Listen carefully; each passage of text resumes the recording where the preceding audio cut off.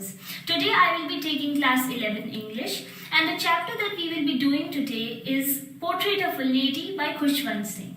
Before I start, I would like you all to have your book Hornbill just before you so that as I speak you can make your notes side by side.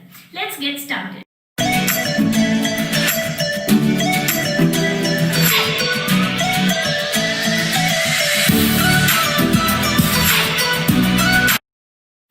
The chapter that we will be doing today is The Portrait of a Lady by Khushwant Singh.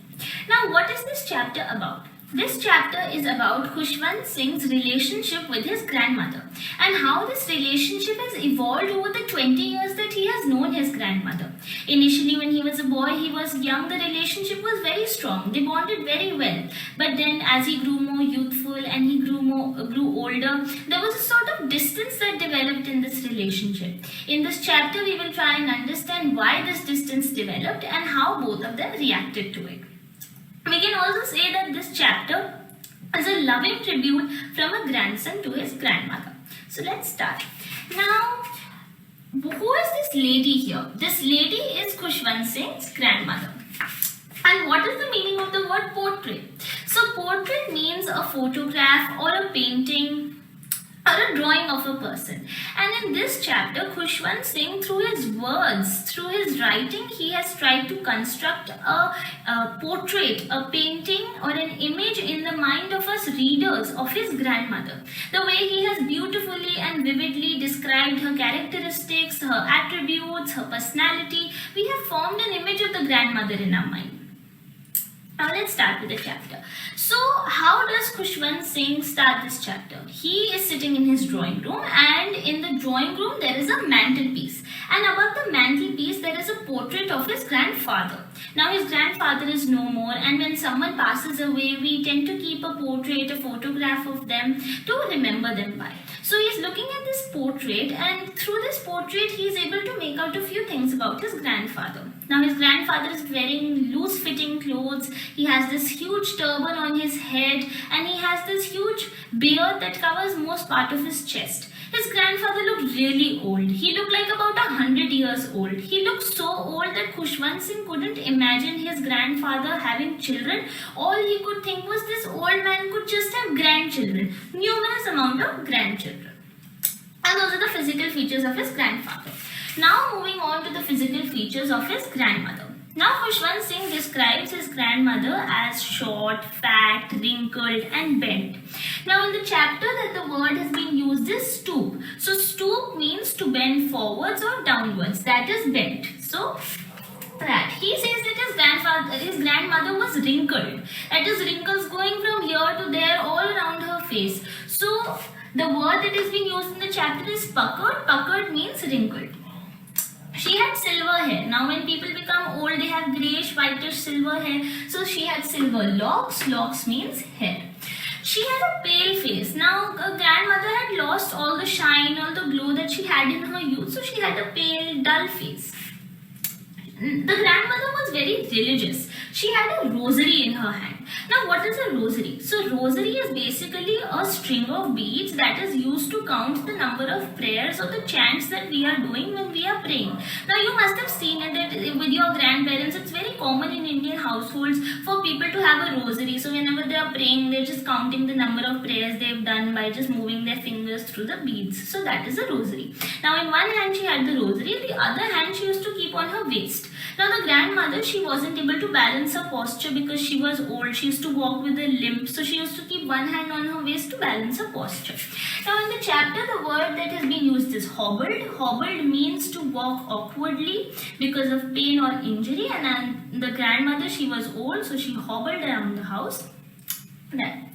Now, she was not pretty. Now, Khushwant Singh says that his grandmother was not pretty, but she was beautiful. This means that physically, appearance-wise, she wasn't very appealing. She wasn't pretty. But as a person, as a human being from inside, she was extremely beautiful.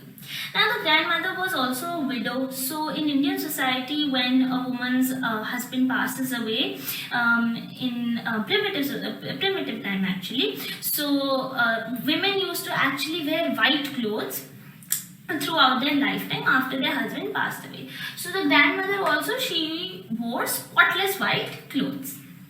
Now those are the physical features of the grandmother. Now Khushwant Singh, who has seen his grandmother as old, wrinkled, short and bent for 20 years, when his grandmother would tell him stories about her childhood, that when she was a child, she was also young, pretty in her youth, she was also very agile.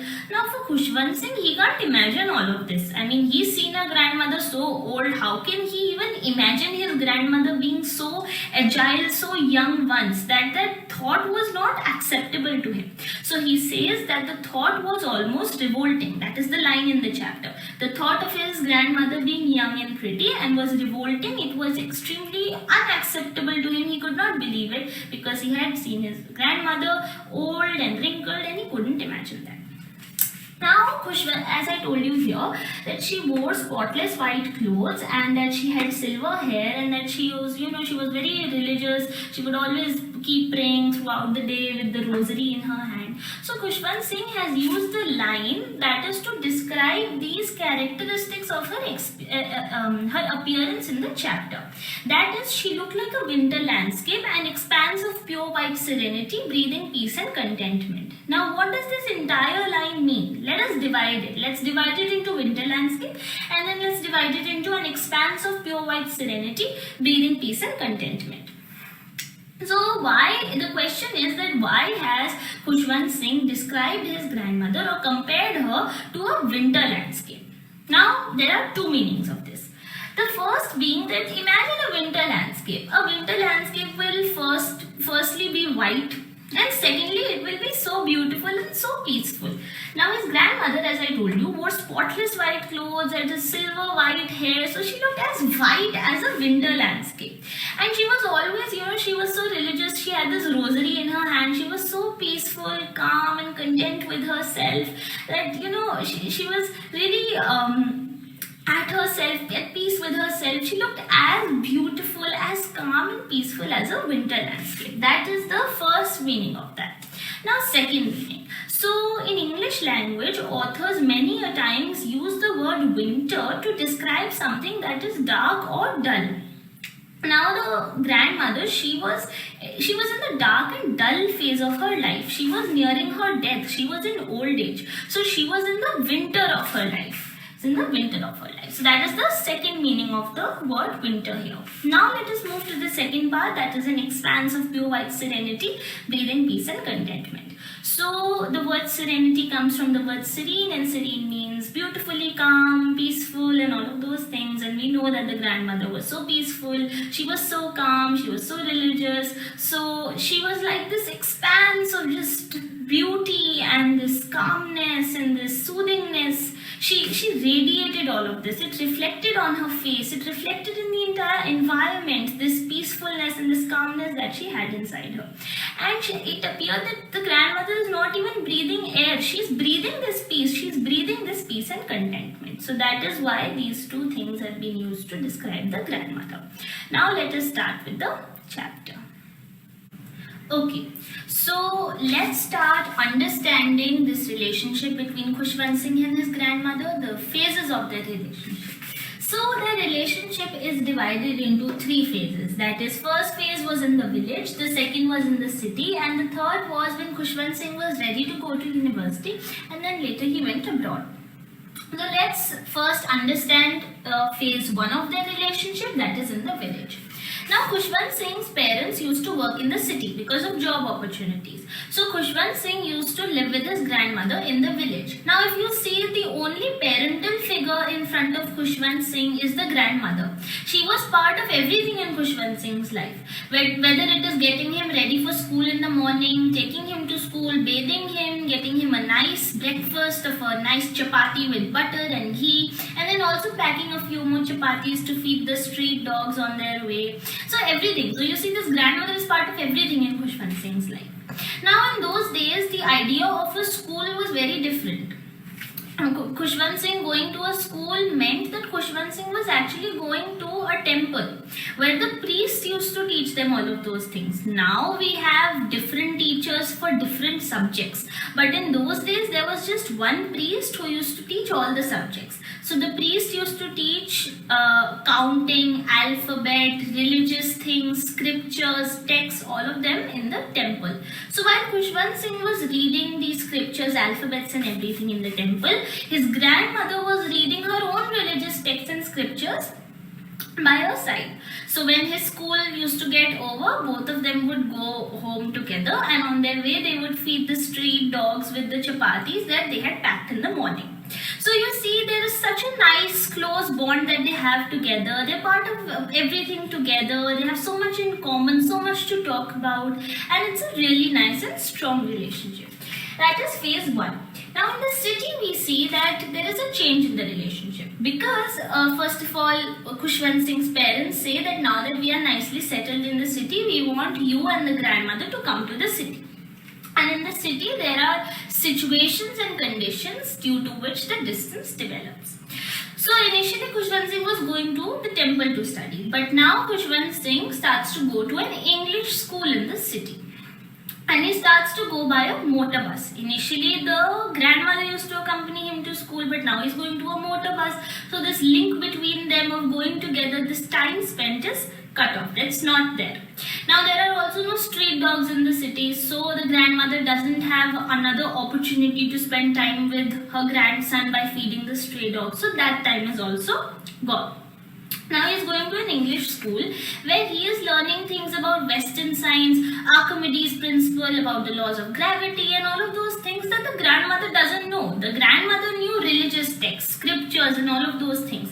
And when he was taught those things in this village, they could discuss about it. They had something common to talk to. But now, even if the grandmother wants to take interest in Khushwant Singh's studies, she can't because she doesn't know all of this. She is upset because she can't talk to him. She is upset because she was conservative. She wanted religion, God to be taught in school, but now these are not taught in the city school. So she is upset about that.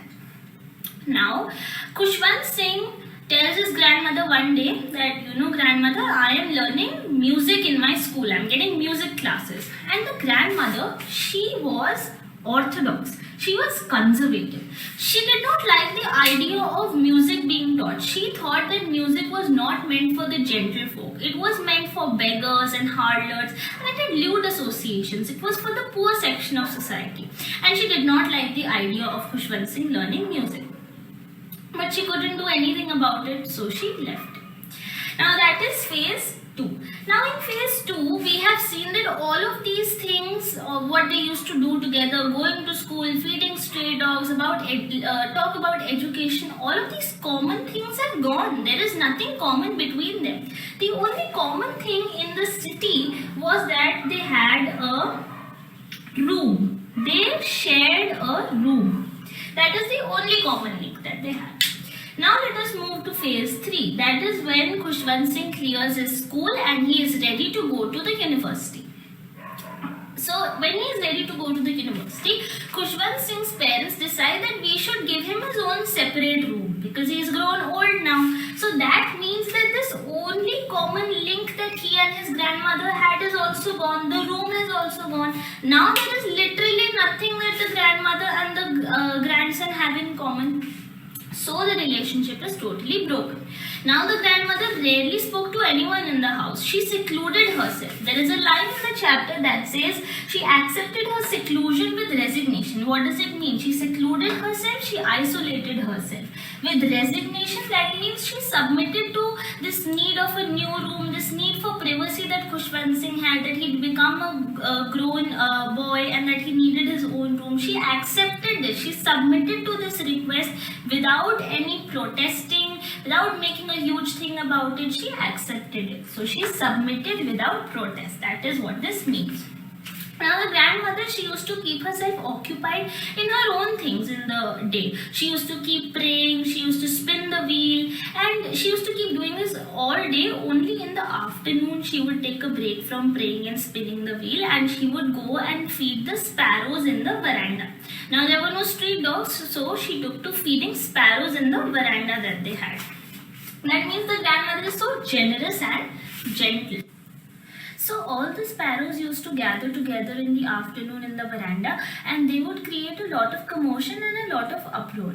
So there is a line in this chapter that is a bedlam of chirrupings. Now what does this mean? So bedlam is basically a noisy uproar, and chirrupings are the noises which are made by small birds. So in the afternoon there was a lot of noise that was created by these small birds. And they used to sit on the grandmother's shoulders, legs, head, but the grandmother never shooed them away. She used to enjoy them, and then she would just give them petty scoldings or friendly rebukes, as the chapter says.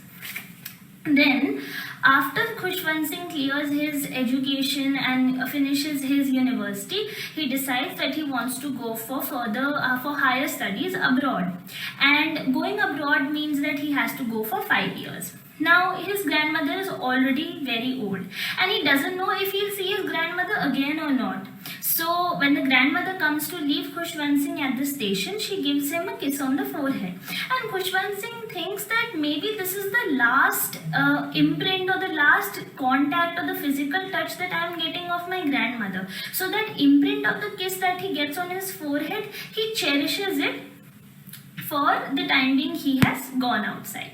But then 5 years later he comes back home, and he says that his grandmother does not look a day old. She looks the same. She is feeding the sparrows, she is spinning her wheel, she is busy in her prayers, she looks the same. But then in the evening, because she is so happy that her grandson has come back, even though they've not had so much of contact, he's been away, and as we knew that after the 3 phases, at the 3rd phase there was a sort of distance that had developed, there was still some indescribable attachment that was there between both of them. So she was extremely happy. So she gathered all the ladies of their neighborhood, and they started to beat drums and started to sing the homecoming of the warriors was a song that they sang. So she was very happy.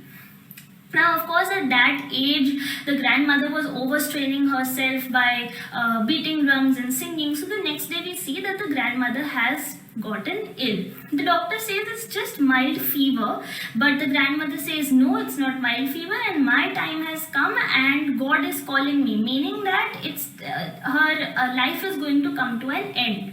So everybody in the family is telling her that no, this is illogical and this is just a small thing and you will be fine tomorrow. But she says no, and that means that she was intuitive of her death.